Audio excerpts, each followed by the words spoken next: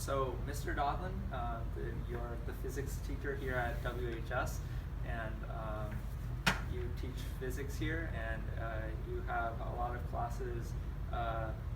You have a lot of experience in natural sciences, and so can you explain to me what exactly do you teach here at WHS? What type of physics?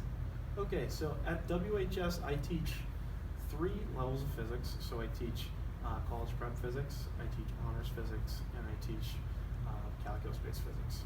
So I teach 3 different levels that focus on generally the same thing, just in 3 different flavors of difficulty, I'd say. How has your experience been here at WHS teaching physics? My experience at WHS has been overwhelmingly good.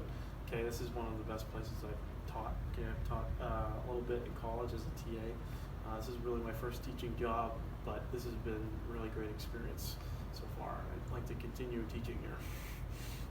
So this year, this is your first year teaching calculus-based physics, and so tell us a little more about how you approach calculus-based physics, and what your teaching methods are. Okay. So in the calculus-based class, it's a little bit different than the others, especially because we have to talk about this calculus-based aspect of it. Because it's a calculus-based class, you need to be able to both do calculus and do physics. So there's a lot of things that the kids need to do before they actually get into the class to be successful. Like, one, they have to take at least a physics course before getting in here, because it is a college-based, or it's a college-level course. So the kids are expected to know how to do a little bit of physics beforehand and know how to do at least a little bit of math, at least on the calculus side, and then from there we work on it. My approach in the class is basically really college-like. Okay, you do a lot of problems, really difficult problems, studio style. So we come in, do problems, solve them, and then go on from there. Do labs like usual. Okay, but usually the order from me, or the orders from me, are a little less direct in what to do, and it's a little more open-ended. So it's more on the students than it is on me to get you to do stuff.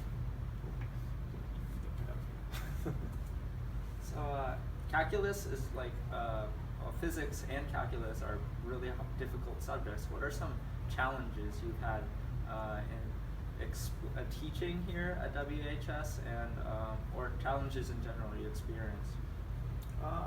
Math in general is tough to teach. Physics is also tough to teach because it's a combination between both science and math. Combining them, kids seem to struggle individually, and then when you combine them, it's even more difficult. So then you have to worry about both aspects. So some kids are better at, some students are better at conceptual understanding of, oh, I know how this thing works, but then maybe they'll struggle at arithmetic, algebra skills, something like that. And then some kids might have crazy good algebra skills, can do calculus, can add crazy numbers in their head, but then they have a tough time conceptually understanding. Maybe they struggle in labs, so they're not so good at practical.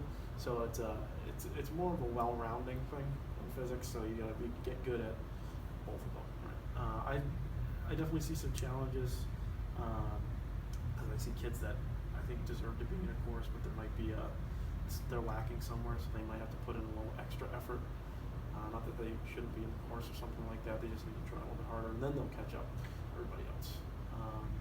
Challenges for me teaching it. Yeah, it's a lot of that math, getting the math. Not just for the calculus-based physics, but for every level of physics. Someone's math level isn't there, and then that's something. So, Mr. Daudelin, physics covers a broad spectrum of different topics. What is one of your favorite topics to explain and to teach? One is one of my favorite things to talk about and teach. So when I was in college, I did get, my specialty was in optics and radiation and all that stuff, lasers work and stuff like that. But that wasn't necessarily my favorite part to teach and or learn. That was like my favorite part to work with. In terms of teaching, I think my favorite thing to talk about and teach is Newton's laws.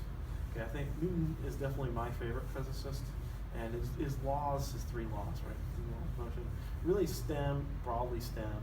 replicate every aspect of physics, and you see them when you do just normal mechanics, thermodynamics, just everywhere. So I think that's my favorite because it has the most overarching stuff. So here at WHS, we're a lot focused on biology, chemistry. What do you think that sets physics apart from those other sciences?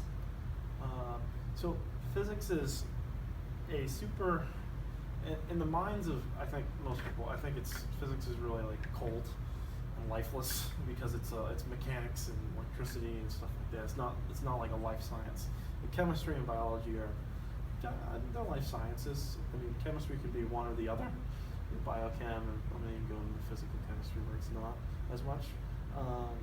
I think physics itself is, you definitely see it later in your high school life. It's usually at the end because you need those math skills. But physics, in a time order thing, probably should be first, right? It makes up the chemistry and the biology. In terms of the other, I think all of them, I think an equal amount of attention should be placed on all of them. I think they're all important in their own way. If you want to think about it like this, like physics is very broad, chemistry gets a little more finer, and biology is the really fine when we're talking about natural sciences. And finally, if there was a student who was thinking of taking your class next year, what suggestions or would you give these students? My suggestions would be, if you're planning on taking a class with me, is make sure that you know how to do algebra. That might be helpful coming in. If not, then it's okay. You'll end up learning it in my class anyway. I'll force you to learn it. And then I would say that just make sure that you have an open mind. Physics, know that it's not going to be the easiest subject. You might think it's easy, but at some point you're going to hit a wall. Okay, and not to get discouraged when you come in here and do it. Okay, usually it's a fun environment. Try to keep it that way. Just to be looking forward to learning. All right, thank you, Mr. Daudelin.